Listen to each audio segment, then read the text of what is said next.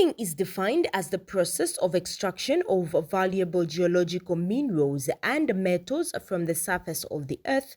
It's a business that benefits governments, mining companies, and workers who are involved in the actual mining operations. Zambia, like any other country blessed and endowed with valuable minerals such as copper, cobalt, gold, nickel, manganese, emeralds, zinc, among others, have the potential to greatly benefit from the minerals that are found in the mining areas. According to the 2022 report by the Zambia Extractive Industries Transparency Initiative, mining contributes about 11.1% to Zambia's gross domestic product (GDP). And recently, President Hakainde Hichilema announced a goal to increase the copper production to 3 million metric tons within the next decade, up from the current 830,000 metric tons. We need 10 mines,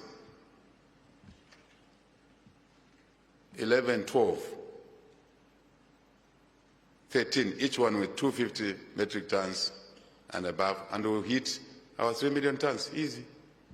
Additionally, the government, through the Ministry of Mines and Minerals Development, has launched the National 3 Million Metric Tons Copper Production Strategy by 2031 and the National Critical Minerals Strategy 2024 to 2028. However, apart from the economic advantages, mining has a negative impact on the environment. It can cause erosion and loss of biodiversity, or the contamination of soil, groundwater, and surface water by chemicals emitted from mining processes. And some mining companies are conducting mining activities in residential areas, and the effects of these activities may include displacement of communities, which can lead to hardship.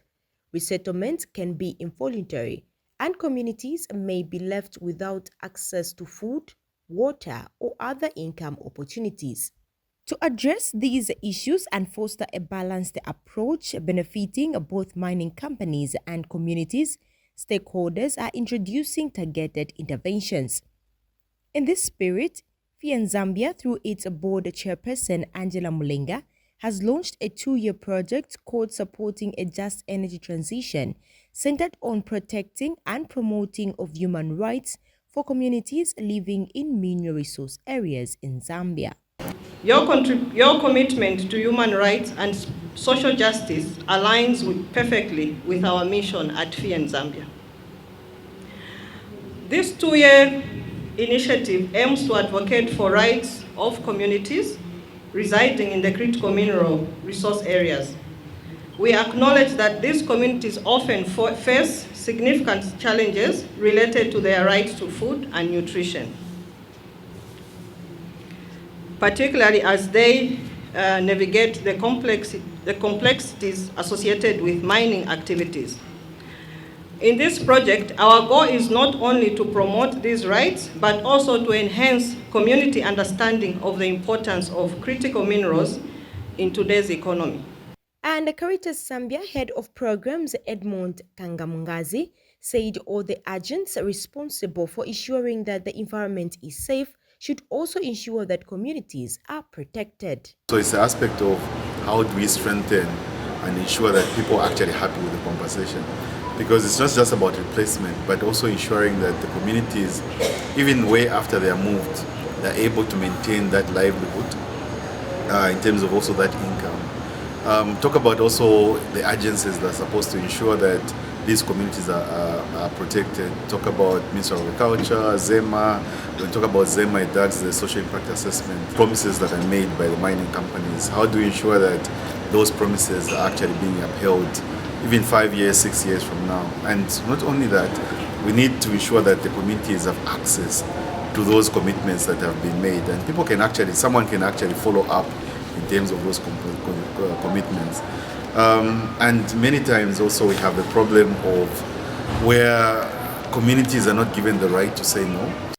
BCM Consult Boniface Simumba said the budget commitment does not reflect the aim of the country's goal to strike a balance between the miners and the community. Pursue to extract the environmental demand and challenges and stress on our community will be very high. So we need to put in mechanism that will cement. But you know what the challenges has been. The institutional framework, for example, ZEMA, at some point is understaffed. The challenges that we are already addressing currently, they are immense in terms of the environmental obligations, by meeting environmental obligations by these extractive companies. The challenge we have, the second one, is the budget commitment. The budget commitment, they do not reflect the actual demand that, yes, we're going green. We're pursuing the green agenda. We want, because the critical minerals are in the green transition, and we cannot depend 100% on the foreign budget to meet that. We need to show it in our budgeting, in our yellow book, that this is our great commitment, and that is a prioritization. So, budgeting for me reflects, the numbers don't lie, as it is said. And Africa Water Access Chief Executive Officer Rodney Katongo emphasized on community involvement. It's a start point of the conversation with the ministries we go on and say, probably this one will be two step one or two things. In the previous meeting, I think there was consent in terms of the wideness of stakeholders that were involved in making the whole thing. And then there was this thing of, there are only those that